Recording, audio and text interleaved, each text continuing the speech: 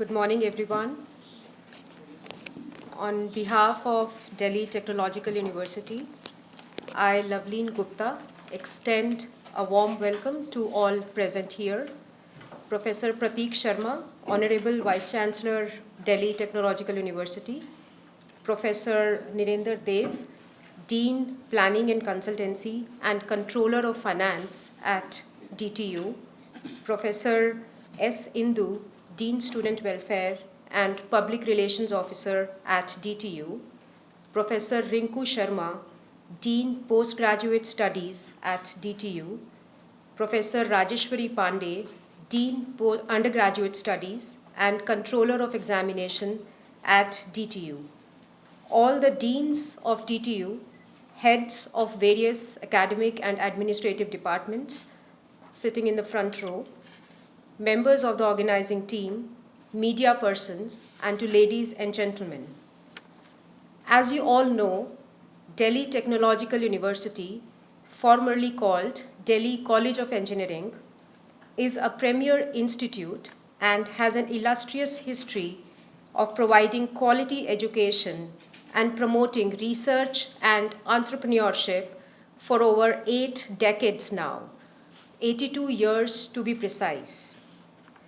DTU was established with the name of Delhi Polytechnic, which was later upgraded to Delhi College of Engineering, and now it's known as Delhi Technological University. You would be very happy to know, and we are very proud to say, that DTU is the mother institute of IIT Delhi, School of Planning and Architecture, College of Arts, and even FMS Delhi. DTU is now one of the top-ranking institutes in the country.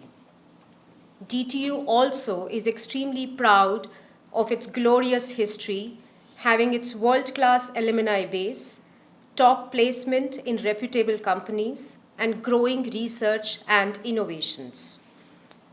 The objective of today's conference is to apprise all of you of the latest developments at DTU, the new courses being introduced, new developments on various fronts like industry-sponsored research, corporate relations, digital learning, etc. To start with, I would like to introduce Professor S. Indu, who is the Public Relations Officer and Dean Student Welfare at DTU. Professor Indu is a professor in the Department of Electronics and Communication Engineering and has been associated with DTU for over 20 years now. Professor Indu has held various administrative and academic positions at DTU. I feel privileged to invite Professor Indu to deliver the welcome address. Thank you, Loveleen, for the nice introduction. Good morning, all. Honorable Vice Chancellor, Delhi Technological University, Professor Prateek Sharma, Controller of Finance, Professor Nirender Dev, Dean Academic UG, Professor Rajeshwari Pandey, Dean Academic PG, Professor Rinku Sharma, all deans of the university and heads of various departments, and all press reporters present here. It's my proud privilege to welcome you all to this press conference. Ladies and gentlemen, we all know that Delhi Technological University started its journey as Delhi Polytechnic in 1941 and became Delhi College of Engineering in 1952, and it became the full-fledged university, Delhi Technological University, in 2009. Till 2009, the Delhi College of Engineering was known as excellent place of learning. Once it became university, the research component came in. And we started offering PhD programs also. And we have produced around 500 PhDs. And we have around 30 patents. And the large number of research papers are being published with a citation index of H index around 115, and it is growing day by day. So this is the situation when our Honorable Vice Chancellor joined university 6 months back. But moving ahead in this direction, connecting these outputs to the industry and solving societal problems, and above all implementing the new education policy, our Vice Chancellor had initiated a lot of things within a very small period of 6 months. So today's press conference is for promoting those initiatives and making it aware to the world. That is the intention of this press conference. And all these things will be will be explained in detail by Professor Sharma. Welcome you all once again, and my sincere thanks to all present here for making this a great success, and special thanks to our Honorable Vice Chancellor for his wholehearted support in organizing this. Thank you all. Thank you, ma'am, for setting the stage. As you all know, any organization is known for its leadership. And we are very fortunate to have the dynamic and visionary leadership of our Honorable Vice Chancellor, Professor Prateek Sharma. Professor Sharma joined DTU as Vice Chancellor about 6 months back. Professor Sharma has more than 28 years of research and teaching experience. He is a member of various professional societies, such as National Knowledge Network, constituted by Central Pollution Control Board, to support activities of National Clean Air Program launched by Ministry of Environment, Forest and Climate Change. Professor Sharma is also a fellow member of Wessex Institute of Great Britain for his outstanding scholarly work in the area of air quality monitoring and modeling. I now request Professor Sharma to please address the gathering. Thank you, Dr. Loveleen. Very warm good afternoon to all of you, my distinguished colleagues on the dais and my fellow colleagues sitting on the front bench, and all the media personalities here who have assembled here. First of all, I would like to really compliment Professor Indu, despite of the challenges that she faced and the injury that she faced.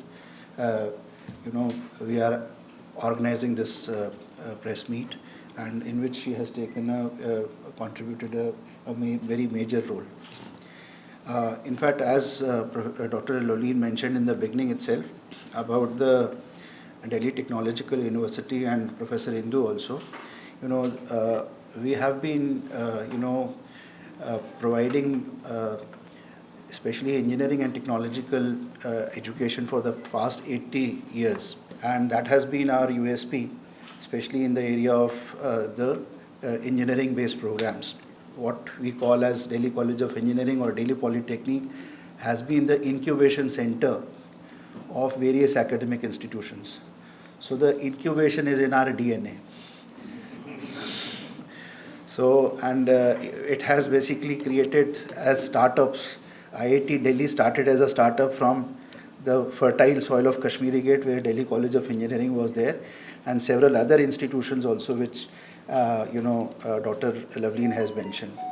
Thanks to the quality of teaching and research that has been undertaken at the college first and later in the university, and you'll find most of our alumnus doing quite well.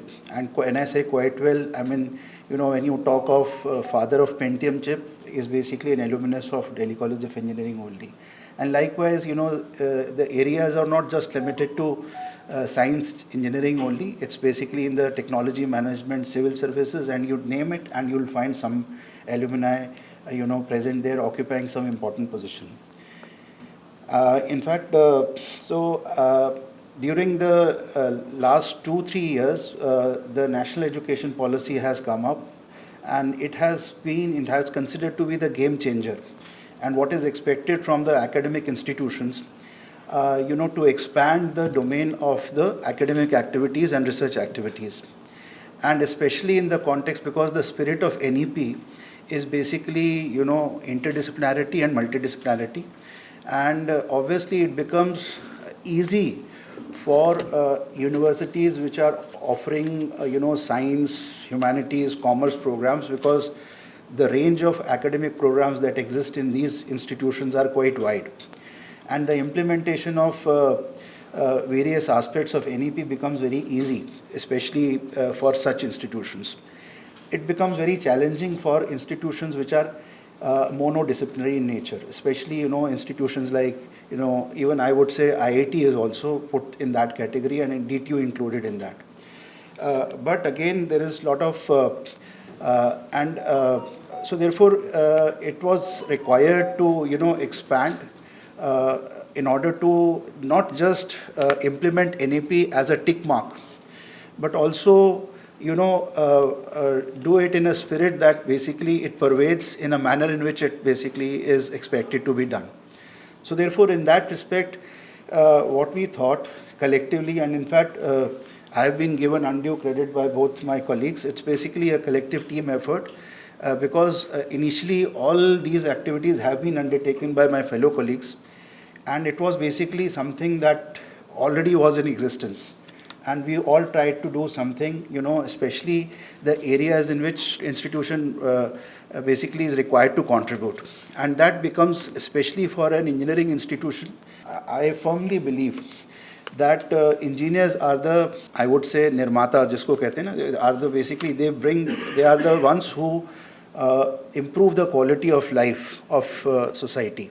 Starting from the first discovery of wheel, and later on when we see whatever the technological advancements have taken place from the industrialization, of the steam engine, and then electricity, all these things have basically led in basically improving the quality of life. It's basically a contribution of science and technology only. And therefore, technological institution like DTU, with a legacy of more than 80 years, has to contribute somewhere in solving the societal problems. And for that, we have taken certain, because what happens is that unless and until engineers are not able to provide, there is no need to actually do very high-end kind of a research. There are basic societal problems in which, technological interventions are required to be made. And for that, whatever we learn, whatever education that we impart to our students, they should be able to, provide solutions to, the societal problems. I'll just give an analogy between a medical education and engineering education. The moment a student joins a medical college, from the second year onwards, straight away he is dealing with the direct stakeholders that he or she has to deal with, which is patients. So basically the OPD rounds basically begin straight away from the second year onwards.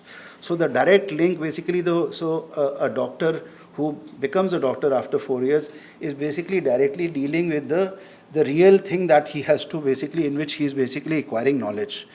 So this incidentally, unfortunately, is not really, I am making a general statement, it's not happening, and especially in the engineering education. I mean, we do, and it is not just, it's basically because of certain, the nature and framework of the curriculum that we have across. And this is a global phenomenon. And for that, obviously, there is a need, and in fact, in this direction, we are also working to increase the quality, rigor of the internship, and bring in the industry players, so that the students are able to actually work on live projects and contribute to the industrial problems, societal problems. So that is the basically intent, so that whatever the skills that they are acquiring over a period of 4 years, or after that 2 years in the MTech, are able to contribute so that they also feel satisfied, and the teachers also feel satisfied that they are actually solving the societal problems. So in that direction, basically, we thought collectively, and we thought of creating a Center for Community Development and Research. This is an initiative that we have taken, and that will be, we would be creating a repository of, problems, societal problems, maybe urban problems, rural problems, national problems, global problems, related to sustainability, related to energy, related to sanitation, related to traffic congestion. So, and then, these problems will be distributed to, we have, as part of a curriculum, we have BTech In the final year, we have dissertations both in the BTech and MTech programs.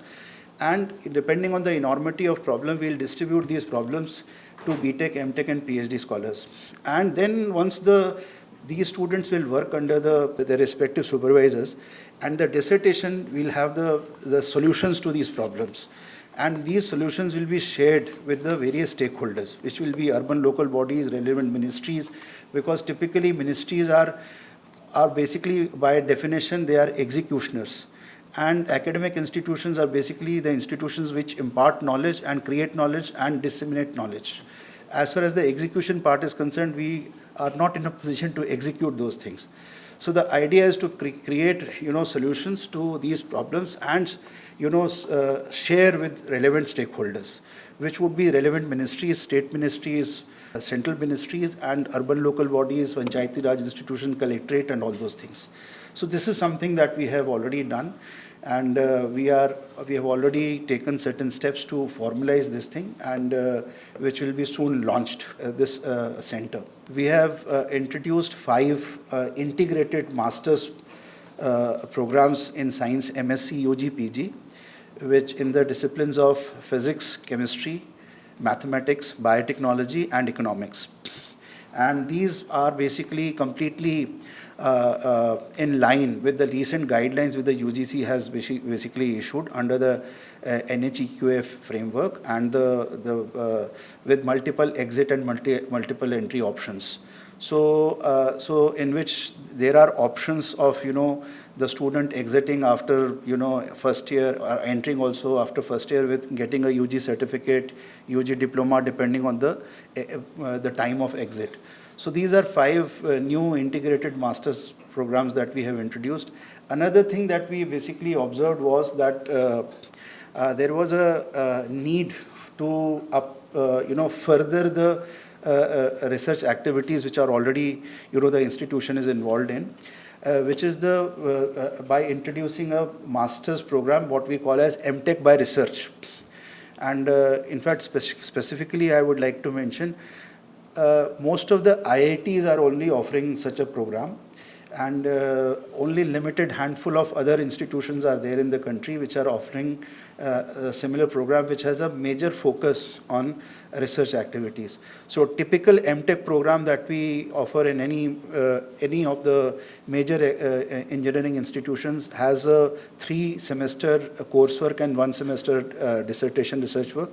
In this case, it's a majorly 2/3 would be the research work, and 1/3 would be the coursework. So basically the focus is on, picking, again in this case, the idea is to pick up, the industrial problem or any problem, and then, work under the supervision of a supervisor for 2 years straight away the moment the student joins.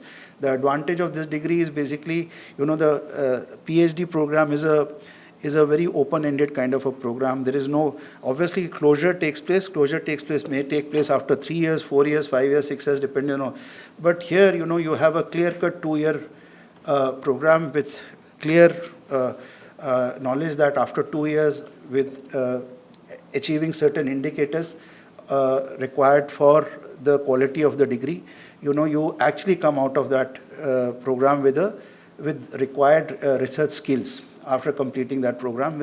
And this also enables the student to actually, undertake the PhD journey in a more efficient manner. And plus, at the same time, there are consultancies and organizations which are looking for postgraduate students, especially consultancies, with having, research skills, bent of mind. And so that is the objective of introducing this program. Then, in addition, these were the academic programs that basically we are launching from this academic session. Apart from that, certain initiatives have been taken.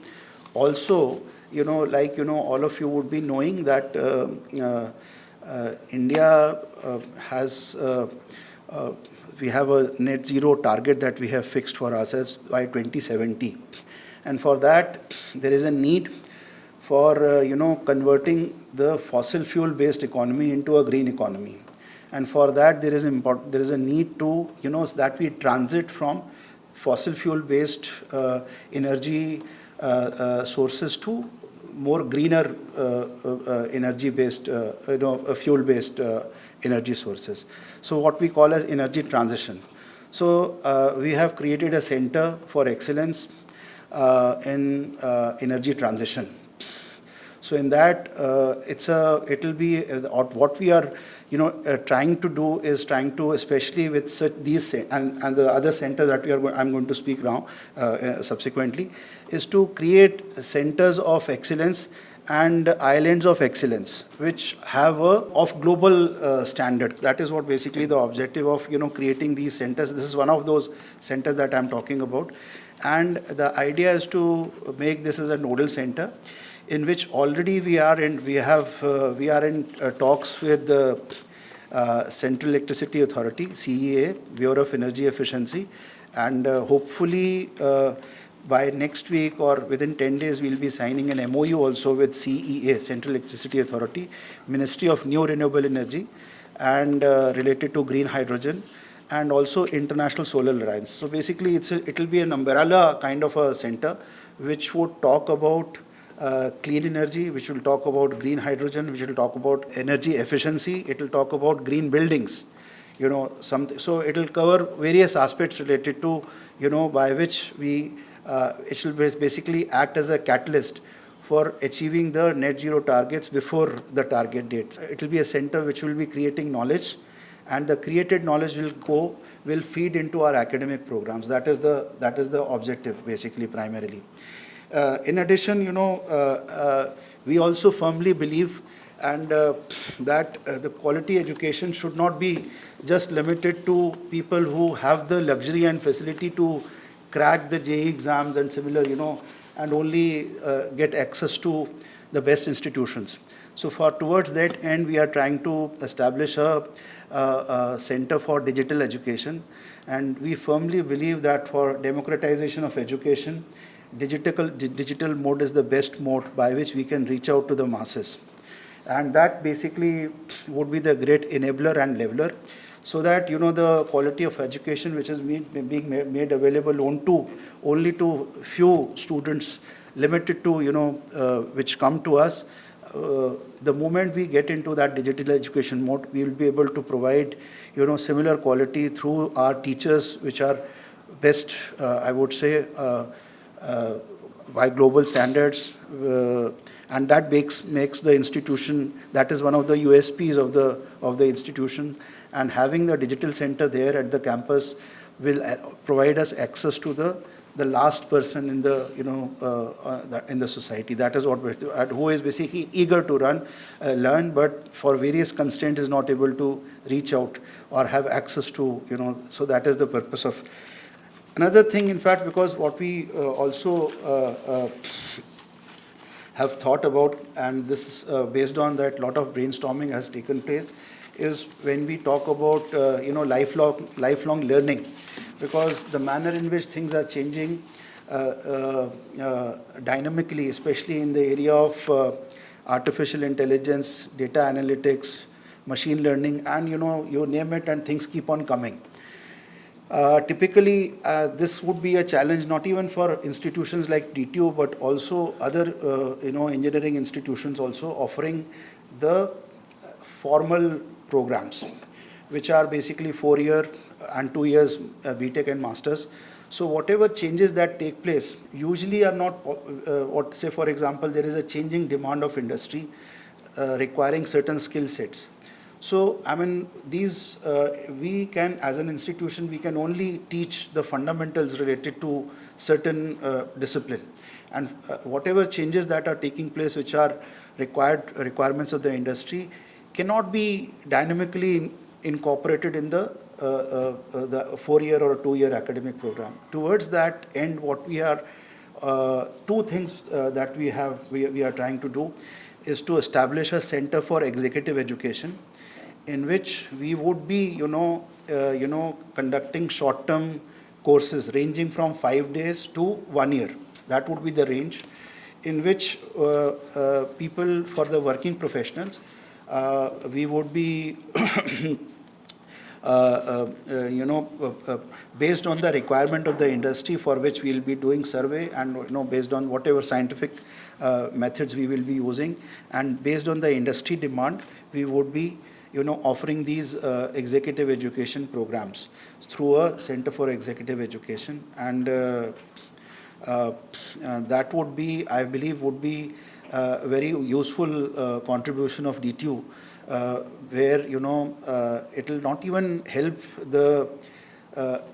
We are also, in addition to that, we are also upscaling our HRDC, Human Resource Development Center, which would also be a continuous learning center for the faculty members also, because in order to provide the best education, the faculty members also need to be they are required to upgrade their skills in a dynamic manner. We can't use our 20 years notes again and again. So the idea of that HRDC is to basically upscale the skilling of the faculty members also, irrespective of their experience.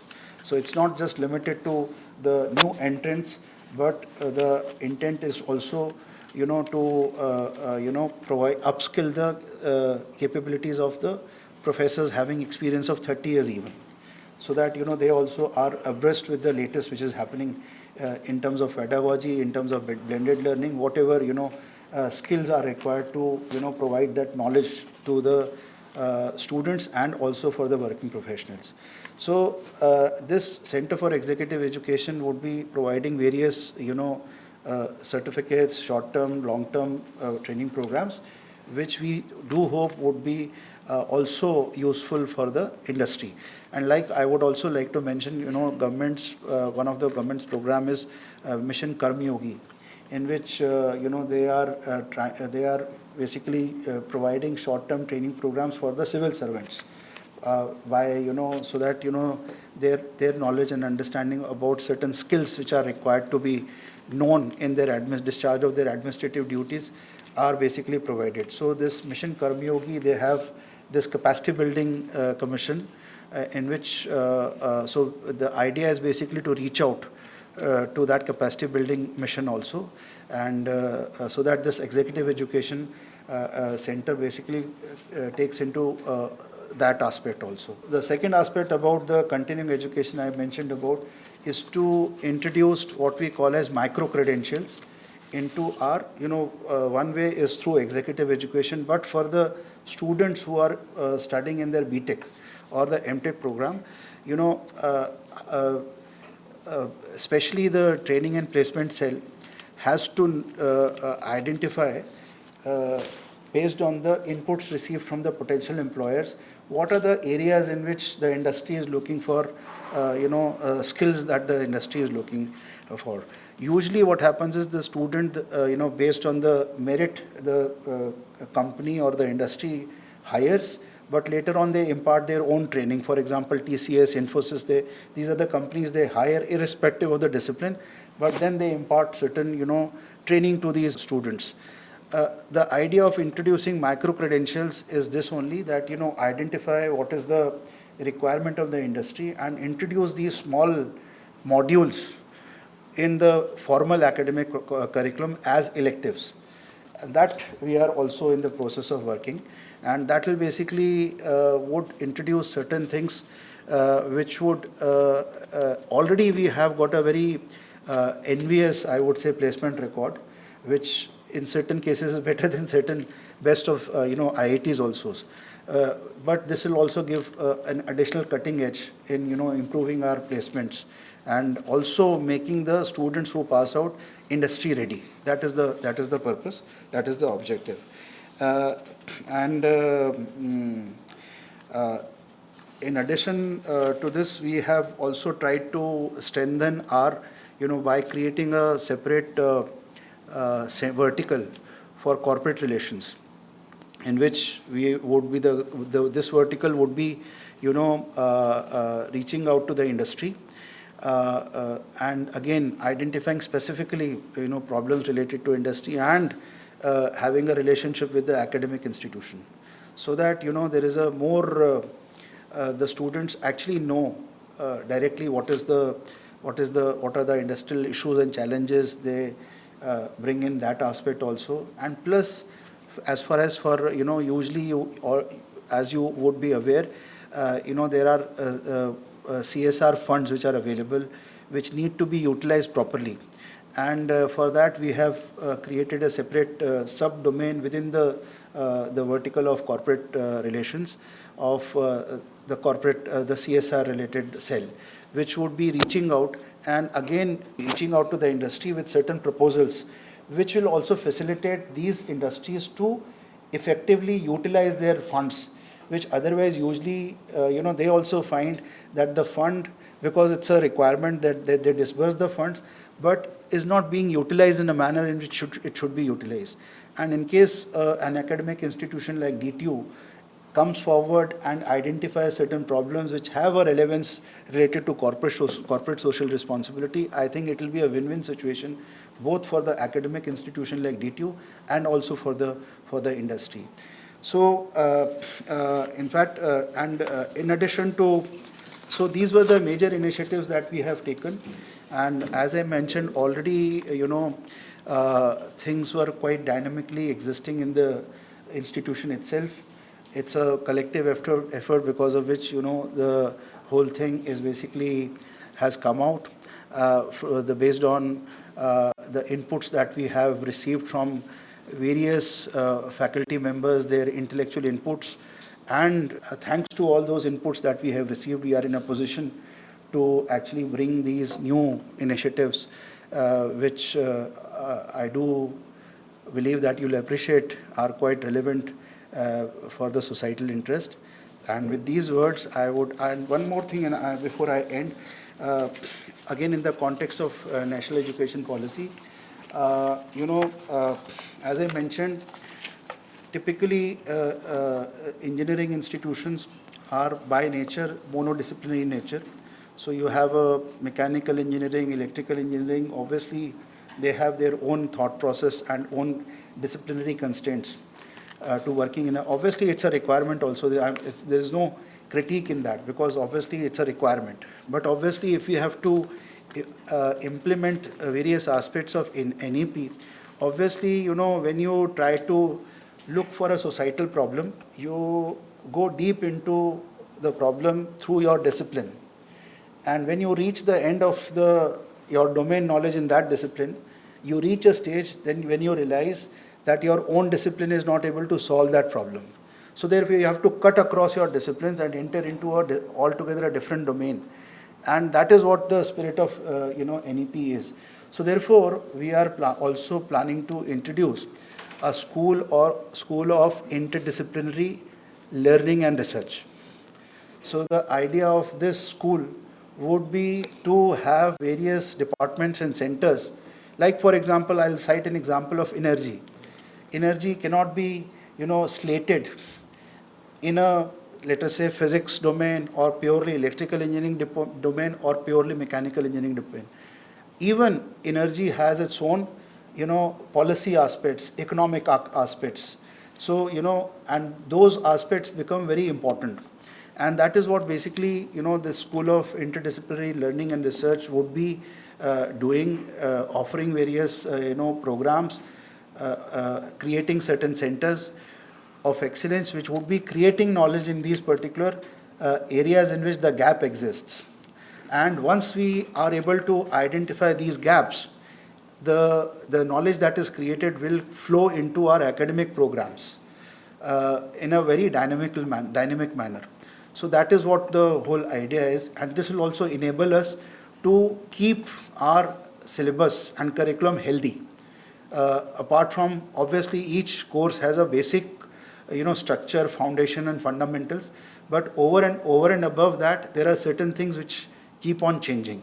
So that aspect, these centers would be doing. So I hope I have tried to explain most of the things. And thank you for your patience. Thank you so much. Thank you so much.